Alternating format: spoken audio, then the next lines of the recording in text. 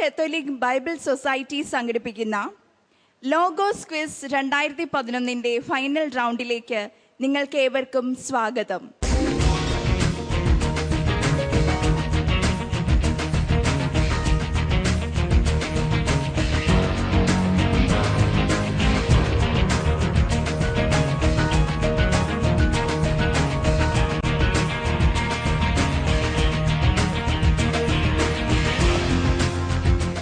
നമ്മുടെ ഡി വിഭാഗത്തിലെ മത്സരാർത്ഥികൾ ഓരോരുത്തരായി വേദിയിലേക്ക് കടന്നു വരികയാണ്.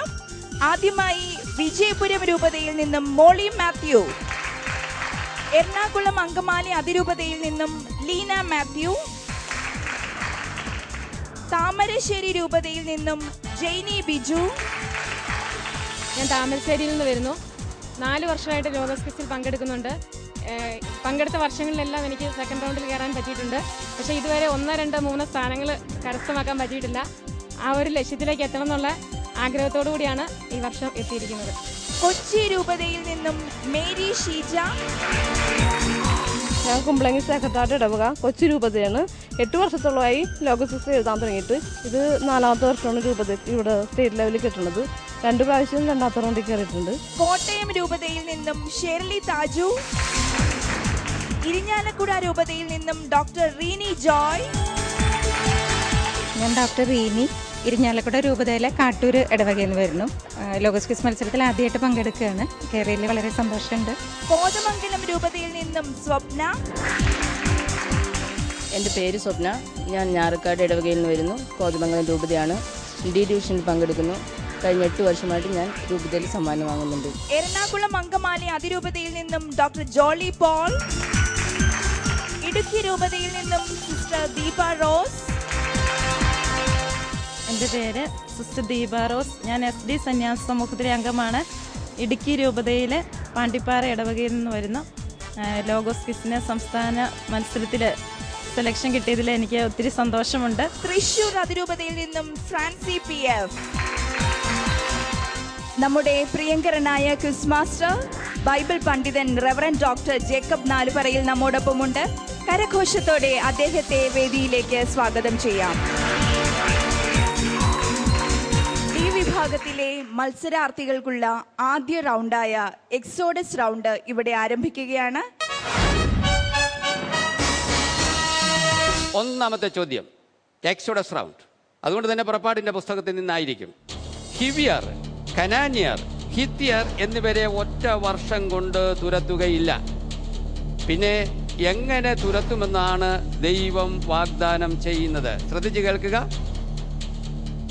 ഇസ്രായേൽ ജനം വാഗ്ദത്ത ദേശം കൈവശപ്പെടുന്ന പശ്ചാത്തലത്തിലാണ് ഈ വിവരണം. 1ാമത്തെ ചോദ്യം, 1ാമത്തെ നമ്പർ കിട്ടിയ മോളി മാത്യു. നീ വർദ്ധിച്ച് നാട് കൈവശപ്പെടുത്തുന്നതനുസരിച്ച് നിന്റെ മുമ്പിൽ നിന്ന് അവരെ ഞാൻ പുറന്തള്ളിക്കൊണ്ടിരിക്കും. Correct answer. 23ാമത്തെ അധ്യായം 9ാമത്തെ വചനം. 10 മാർക്ക്. കൺഗ്രാറ്റുലേഷൻസ്. 2ാമത്തെ ചോദ്യം, 2ാമത്തെ ആളോട് ലീന മാത്യു. നീ അവരുടെ ദേവന്മാരെ കുമ്പിടുകയോ ആരാധിക്കുകയോ ചെയ്യരുത്. അവരുടെ ആചാരങ്ങൾ അനുകരിക്കരുത്. പുറപ്പാടിന്റെ പുസ്തകം 23ാമത്തെ അധ്യായം 24ാമത്തെ വചനം. ആരാണ് ഈ അവർ? അമോര്യർ, ഹിത്യർ, പെരീസ്യർ, കാനാന്യർ, ഹിവ്യർ, ജബൂസിയർ. Correct answer. അമോര്യർ എന്ന് പറഞ്ഞ ഹീബ്രു പദത്തിന്റെ അർത്ഥം ഉയരങ്ങളിൽ, ഹൈറേഞ്ചിൽ വസിക്കുന്നവരെന്ന. ഉയരങ്ങളിൽ വസിക്കുന്നവർ. പെരീസിയർ കാനാനിലെ 10 ഗോത്രങ്ങളിൽ ഒന്നാണ്. ഹിവിയർ ഹാമിന്റെ പിൻതലമുക്കാരാണ് ഹിവിയർ. ജബൂസിയർ ജെറൂസലമില് ഇസ്രായേൽക്കാർ വരുന്നതിന് മുമ്പ് താമസിച്ചിരുന്ന ഗണം ആൾക്കാരാണ്. 3ാമത്തെ ചോദ്യം, ജെയ്നി ബിജു, താമരശ്ശേരി. എവിടെയാ വീട്? മുത്തപ്പൻപുഴ. മുത്തപ്പൻപുഴ. ഓക്കെ, അതാണ് ഇടവക. ഓക്കെ, നമ്മൾ ചോദ്യത്തിലേക്ക് വരികയാണ്. ചോദ്യം ശ്രദ്ധിച്ചു കേൾക്കുക. ഉടമ്പടിയുടെ രക്തം എന്ന പ്രയോഗം പ്രത്യക്ഷപ്പെടുന്ന പുറപ്പാട് ഗ്രന്ഥത്തിലെ വാക്യം ഏത്? ഉടമ്പടിയുടെ രക്തം എന്ന പ്രയോഗം പ്രത്യക്ഷപ്പെടുന്ന പുറപ്പാട് ഗ്രന്ഥത്തിലെ വാക്യം, അധ്യായം, വാക്യം. 24:6-8.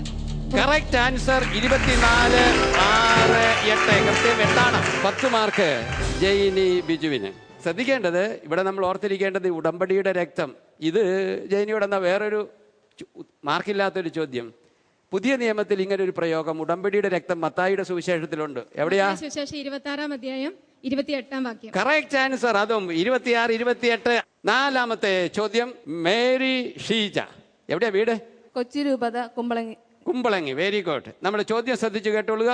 നാലാമത്തെ ചോദ്യം, നിങ്ങൾ എൻ്റെ വാക്കു കേൾക്കുകയും എൻ്റെ ഉടമ്പടി പാലിക്കുകയും ചെയ്താൽ എന്നതിന് ശേഷം നിങ്ങൾ എൻ്റെ ജനമായിരിക്കും എന്ന് ദൈവം പറയുമ്പോൾ ജനത്തിന് ചില വിശേഷണങ്ങൾ കൂട്ടിച്ചേർക്കുന്നുണ്ട്, അഡ്ജക്റ്റീവ്സ് വെക്കുന്നുണ്ട്.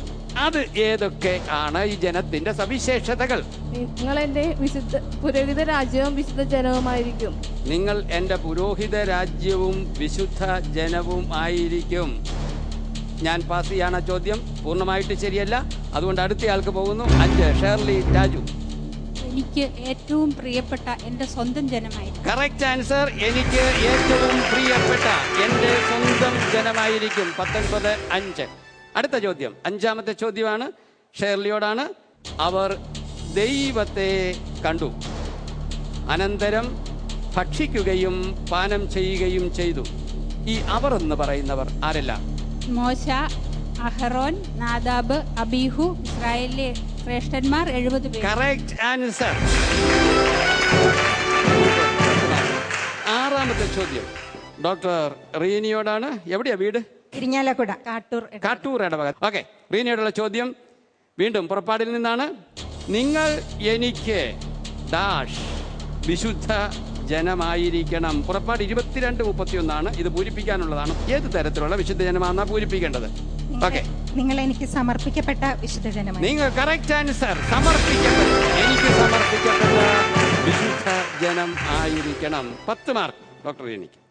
ഏഴാമത്തെ ചോദ്യം, സ്വപ്നയുടെ വീട് ഇടവക എവിടാ? കോതമംഗലം രൂപതയിലെ ഞാറക്കാട് ഇടവക. കോതമംഗലം രാജാക്കാട്. ഓക്കെ, ഏത് സമയത്താണ് മോശ ഉടമ്പടി ഉറപ്പിക്കുന്നതിന്റെ ഭാഗമായി മലയുടെ അടിവാരത്തിൽ ബലിപീഠവും സ്തംഭങ്ങളും നിർമ്മിച്ചത്? അതിരാവിലെ. Correct. 24:4.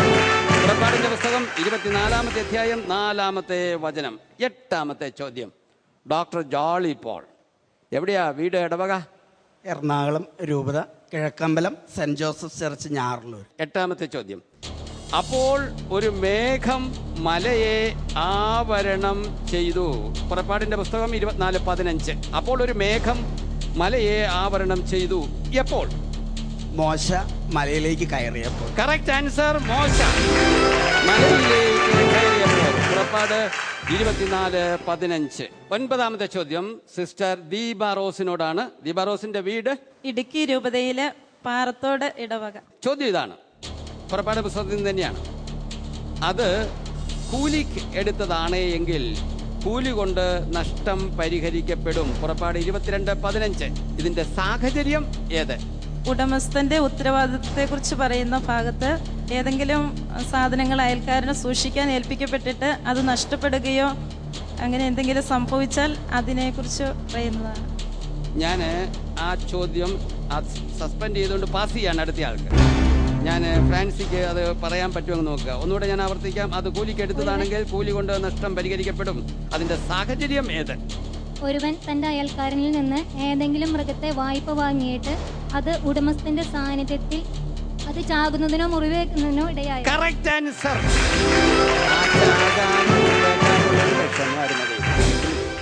Okay, 5 mark. Second chance പറഞ്ഞതുകൊണ്ട് ഫ്രാൻസിക്ക്. 10-ാമത്തെ ചോദ്യത്തിലേക്ക് നമ്മൾ വരികയാണ്. എക്സഡസ് റൗണ്ടിൽ അവസാനത്തെ ചോദ്യമാണ്. ചോദ്യം ഫ്രാൻസിയോടാണ്. ഫ്രാൻസി എവിടെ നിന്ന് വരുന്നു? ഏത് ഇടവക? തൃശൂർ അതിരൂപത, അരിമ്പൂർ ഇടവക. ചോദ്യം ശ്രദ്ധിച്ചു കേട്ടുകൊള്ളുക. ആരും അതിൻ്റെ മാംസം ഭക്ഷിക്കരുത്. ഏത് സാഹചര്യത്തിലാണ് ഇത് പറയുന്നത്? ഒരു കാള ഒരു പുരുഷനെയോ സ്ത്രീയെയോ കുത്തി കൊലപ്പെടുത്തുകയാണെങ്കിൽ അതിനെ കല്ലെറിഞ്ഞു കൊല്ലണം. Correct answer. ഒരു കാള പുരുഷനെയോ സ്ത്രീയോ കുത്തിക്കൊലപ്പെടുത്തിയാൽ അതിനെ കല്ലെറിഞ്ഞു കൊല്ലണം. ആരും അതിൻ്റെ മാംസം ഭക്ഷിക്കരുത്. ഈ റൗണ്ട് ഇവിടെ പൂർണ്ണമാവുകയാണ്. ഈ അടുത്ത റൗണ്ടിലേക്ക് നമ്മൾ പോകുന്നു.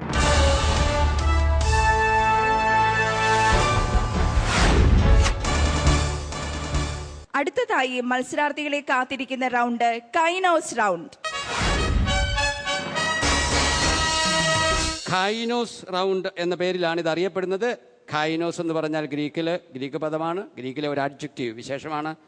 പുതിയത് എന്നർത്ഥം, പുതിയ നിയമത്തെ സൂചിപ്പിക്കാൻ വേണ്ടി. അപ്പോൾ ഈ റൗണ്ടിലെ ചോദ്യങ്ങൾ 10 ചോദ്യങ്ങളുണ്ട്. പഴയതുപോലെ തന്നെ 10 ചോദ്യങ്ങളും പുതിയ നിയമത്തിൽ നിന്നായിരിക്കും. ശ്രദ്ധിക്കുക. ഒന്നാമത്തെ ചോദ്യം ഫ്രാൻസിയോടാണ്. പത്രോസിൻ്റെ ലേഖനത്തിൽ നിന്നാണ്. പത്രോസിൻ്റെ ലേഖനത്തിൽ നിന്ന് വെളിവാകുന്ന പത്രോസിൻ്റെ 3 പ്രത്യേകതകളുണ്ട്. അത് ഏതെല്ലാം? ഒരു സഹശ്രേഷ്ഠനും ക്രിസ്തുവിന്റെ സഹനങ്ങളുടെ ദൃക്സാക്ഷിയും വെളിപ്പെടാനിരിക്കുന്ന മഹത്വത്തിന്റെ പങ്കുകാരൻ. Correct answer. 1 പത്രോസ് 5:1. അടുത്ത ചോദ്യം, രണ്ടാമത്തെ ചോദ്യം സിസ്റ്റർ ദീപ റോസിനോട്. അവൻ നിത്യജീവൻ അവകാശമാക്കും. ആര് എന്നുള്ളതാണ് ചോദ്യം. ആ ആരെന്നുള്ളത് ഒരു ഈ പറയുന്ന വചനത്തോട് ബന്ധപ്പെട്ട് മുമ്പ് വരുന്നതാണ്. അവൻ നിത്യജീവൻ അവകാശമാക്കും. ആരെ?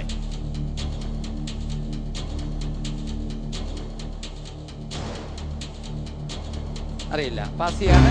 ഡോക്ടർ ജോളിയിലേക്ക് പോകുന്നു. എൻ്റെ നാമത്തെ പ്രതി ഭവനത്തെയോ സഹോദരന്മാരെയോ സഹോദരിമാരെയോ പിതാവിനെയോ മാതാവിനെയോ മക്കളെയോ വയലുകളെയോ പരിത്യജിക്കുന്ന ഏതൊരു. Correct answer. മത്തായി 19:29 വചനം. ഈ റൗണ്ടിലെ 3ാമത്തെ ചോദ്യം വീണ്ടും മത്തായിയിൽ നിന്ന് തന്നെയാണ്. ഡോക്ടർ ജോളിയോടാണ്. നല്ലവൻ ഒരുവൻ മാത്രം. മത്തായി 19:17. നല്ലവൻ എന്ന പ്രയോഗം പിന്നീട് പ്രത്യക്ഷപ്പെടുന്നത് ഈ സുവിശേഷത്തിൽ ഏത് അധ്യായത്തിലാണ്, ഏത് വാക്യത്തിലാണ്? മത്തായി 20-ാം അധ്യായം 15-ാം വാക്യം. Correct answer. മത്തായി 20:15. നന്നായിരിക്കുന്നു. അടുത്ത ചോദ്യം, ഈ റൗണ്ടിലെ 4ാമത്തെ ചോദ്യം സ്വപ്നയോടാണ്. ചോദ്യം ശ്രദ്ധിച്ച് കേൾക്കുക. ഇപ്രകാരം പിമ്പന്മാർ മുമ്പന്മാരും മുമ്പന്മാർ പിമ്പന്മാരുമാകും. 20:16 മത്തായി. സമാന വാക്യം, ഇതുപോലൊരു വാക്യം ഈ സുവിശേഷത്തിൽ വരുന്നുണ്ട്. അതിന്റെ അധ്യായവും വാക്യവും പറയുക. 19:30. Correct answer. 19:30. അടുത്ത ചോദ്യം ഡോക്ടറോടാണ്. തൻ്റെ 12 പേർ എന്ന പ്രയോഗം ശ്രദ്ധിക്കണം. തൻ്റെ 12 പേർ എന്ന പ്രയോഗം കാണുന്ന മത്തായിയുടെ സുവിശേഷത്തിന്റെ അധ്യായവും വാക്യവും. മത്തായി 20:17. Correct answer. മത്തായി 20:17. 3ാമത്തെ പീഡാനുഭവ പ്രവചനത്തിന്റെ സമയത്താണ് ഇങ്ങനൊരു വാക്യം വരും. തൻ്റെ 12 പേരെയും അടുത്ത് വിളിച്ച്. തൻ്റെ സ്വന്തം. നന്നായിരിക്കുന്നു. അടുത്തത് 6ാമത്തെ ചോദ്യം ഷേർലിക്കാണ് ചാൻസ്. വീണ്ടും മത്തായിയുടെ സുവിശേഷത്തിൽ നിന്ന് തന്നെയുള്ള ചോദ്യമാണ്.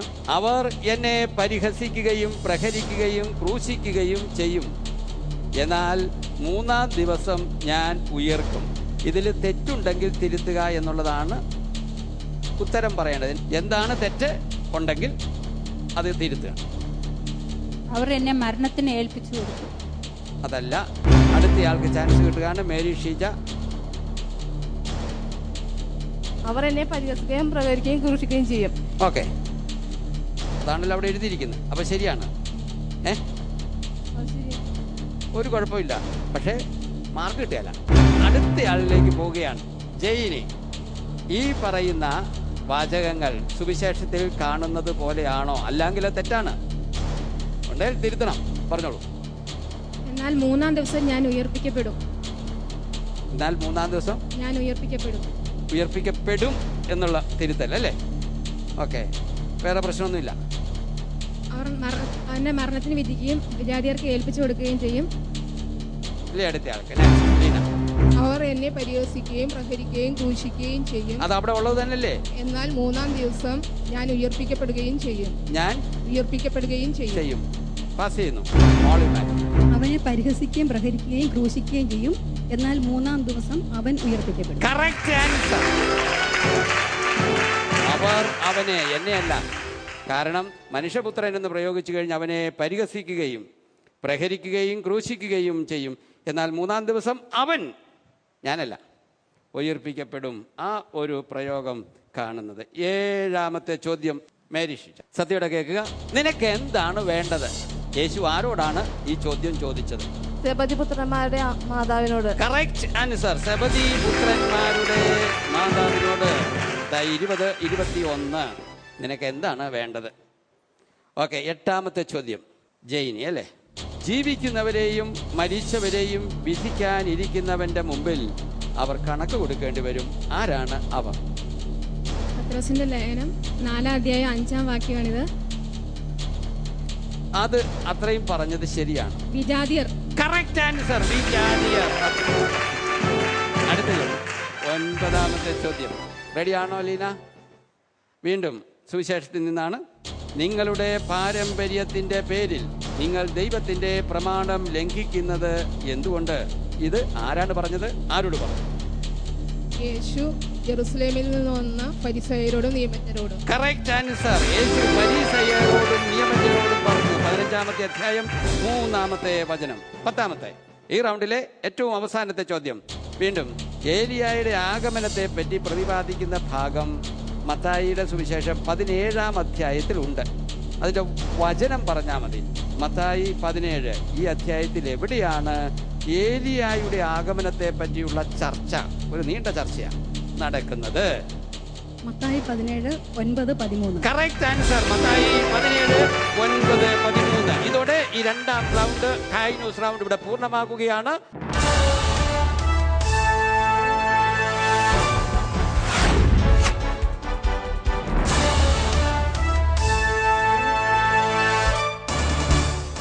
ഡി ഗ്രൂപ്പിനായുള്ള ആദ്യ 2 റൗണ്ടുകൾ എക്സോഡസ് റൗണ്ടും കൈനോസ് റൗണ്ടും ഇവിടെ അവസാനിക്കുമ്പോൾ മത്സരാർത്ഥികളുടെ സ്കോർ നില ഇപ്രകാരമാണ്.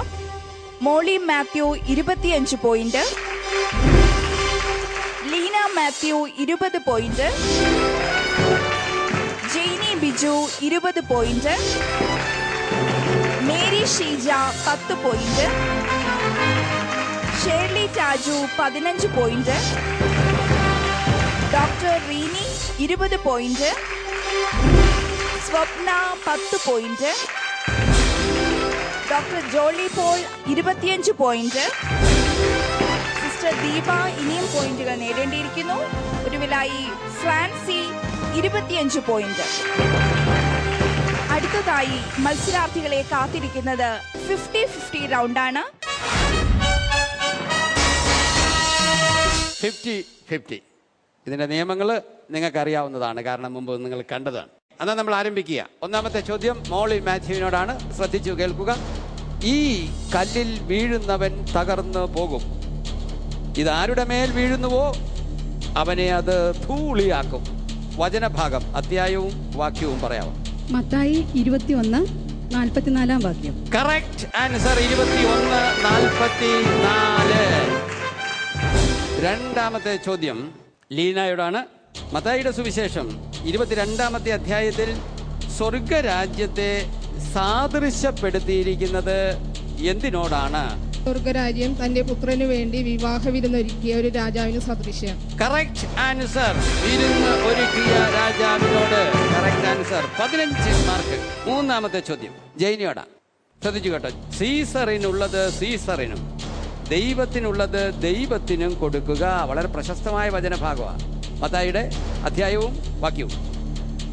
22-21. Correct answer. മത്തായി 22-21. 15 മാർക്ക്. അടുത്ത ചോദ്യം മേരി ഷീജായോടാണ്. ദേവാലയത്തിനും ബലിപീഠത്തിനും മധ്യേ വെച്ച് കൊല്ലപ്പെട്ട ആൾ? ബറാക്കിയുടെ പുത്രനായ സക്കറിയ. Correct answer. 15 മാർക്ക്. അഭിനന്ദനം. അടുത്ത ചോദ്യം 5ാമത്തെ ചോദ്യം ഷേർലിയോടാണ്. ഇതൊരു പൂരിപ്പിക്കേണ്ട ചോദ്യമാണ്. പ്രവാചകൻ പ്രവചിച്ച വിനാശത്തിന്റെ അശുദ്ധ ലക്ഷണം വിശുദ്ധ സ്ഥലത്ത് നിൽക്കുന്നത് കാണുമ്പോൾ വായിക്കുന്നവർ ഗ്രഹിക്കട്ടെ. ആ പേരാണ് പൂരിപ്പിക്കേണ്ടത്. ഡാഷ് പ്രവാചകൻ. പ്രവാചകന്റെ പേര് ദാനിയേൽ പ്രവാചകൻ. Correct answer. ദാനിയേൽ പ്രവാചകൻ. 6ാമത്തെ ചോദ്യം പെസഹ ഭക്ഷണത്തിന് ശേഷം യേശുവും ശിഷ്യന്മാരും എവിടേക്കാണ് പോയത്? ഒലിവ് മലയിലേക്ക്. Correct answer. ഒലിവ് മലയിലേക്കാണ് പോയത്. 15 മാർക്ക് എല്ലാവരും നേടിക്കൊണ്ടിരിക്കുക. സ്വപ്നയല്ലേ അടുത്തത്? മനുഷ്യപുത്രൻ തന്റെ രാജ്യത്തിൽ വരുന്നതോ ദർശിക്കുന്നതിന് മുമ്പ് ഇവിടെ നിൽക്കുന്നവരിൽ ചിലർ മരിക്കുകയില്ലെന്ന് സത്യമായി ഞാൻ നിങ്ങളോട് പറയുന്നു. ഇതാണ് വചനം. ചോദ്യം ഇതാണ്, യേശു ഈ വാക്കുകൾ പറയുന്നത് എപ്പോൾ ആണ്? ഓപ്ഷൻസ് 4 ഓപ്ഷൻസ് ആണ് നമുക്കുള്ളത്. എ, പത്രോസിന്റെ വിശ്വാസ പ്രഖ്യാപനത്തിന് ശേഷം. ബി, പീഡാനുഭവ പ്രവചനത്തിന് ശേഷം. സി, യേശുവിന്റെ രൂപാന്തരീകരണത്തിന് ശേഷം. ഡി, ദേവാലയ പ്രവേശനത്തിന് മുമ്പ്. ഇതിലേതാണ്? പീഡാനുഭവ പ്രവചനത്തിന് ശേഷം. Correct answer. പീഡാനുഭവ പ്രവചനത്തിന് ശേഷം 10 മാർക്ക് സ്വപ്നയ്ക്ക്. അടുത്ത ചോദ്യം ഡോക്ടർ ജോളിയോടാണ്. മത്തായി 21:9. ഇതിന് സമാനമായ സങ്കീർത്തന ഭാഗം ഏത് സങ്കീർത്തനം? എത്രാമത്തെ വചനം? സങ്കീർത്തനം 118:26. Correct answer. 118:26. അതായത് ഈശോ ജെറൂസലം ദേവാലയത്തിലേക്ക് പ്രവേശിക്കുമ്പോഴാണ് 21:9 കർത്താവിൻ്റെ നാമത്തിൽ വരുന്നവൻ അനുഗ്രഹീതൻ എന്ന് പറയുന്ന ഓശാന. അപ്പം ഇത് ശരിക്കും പറഞ്ഞാൽ സങ്കീർത്തനമാണ്. കർത്താവിൻ്റെ നാമത്തിൽ വരുന്നവൻ അനുഗ്രഹീതൻ. ആ സങ്കീർത്തനമാണ് ജനം ഏറ്റ് പാടുന്നത്. ഡോക്ടർ ജോളി 15 മാർക്ക് സ്കോർ ചെയ്തിരിക്കുന്നു. അപ്പോൾ അടുത്ത ചോദ്യം സിസ്റ്റർ ദീപയോടാണ്. ശ്രദ്ധിച്ചു കേട്ടോളുക. മത്തായിയുടെ സുവിശേഷത്തിൽ നിന്ന് തന്നെയാണ്. അന്ത്യവിധിയുടെ ഉപമയിൽ ചെമ്മരിയാടുകളെ കോലാടുകളിൽ നിന്ന് വേർതിരിക്കുന്നത് പോലെ ജനതകളെ വേർതിരിക്കുന്നത് ആര്? രാജാവ്. Wrong answer. കറക്റ്റ് ആൻസർ മനുഷ്യപുത്രൻ ആണ്. അടുത്ത ചോദ്യം ഫാൻസിയാണ്. പീഡാനുഭവ പ്രവചനത്തിന് ശേഷം എത്ര ദിവസം കഴിഞ്ഞാണ് യേശുവിൻ്റെ രൂപാന്തരീകരണം നടക്കുന്നത്? ഓപ്ഷൻസ് 4 ഓപ്ഷൻസ് ഉണ്ട്. 1 എ 6, ബി 3, സി 7, ഡി 9. ഇതും കിട്ടുന്നില്ല എങ്കിൽ 50-50യിലേക്ക് പോകാം. 50-50യിൽ 2 എണ്ണം എലിമിനേറ്റ് ചെയ്തു. ഇനി 6ഉം 7ഉമേ ഉള്ളൂ. ഇതിലേതാണ്? 6. Correct answer. 6 ദിവസം കഴിഞ്ഞ് 7ാമത്തെ ദിവസം. ഈ റൗണ്ട് ഇവിടെ പൂർണ്ണമാകുകയാണ്.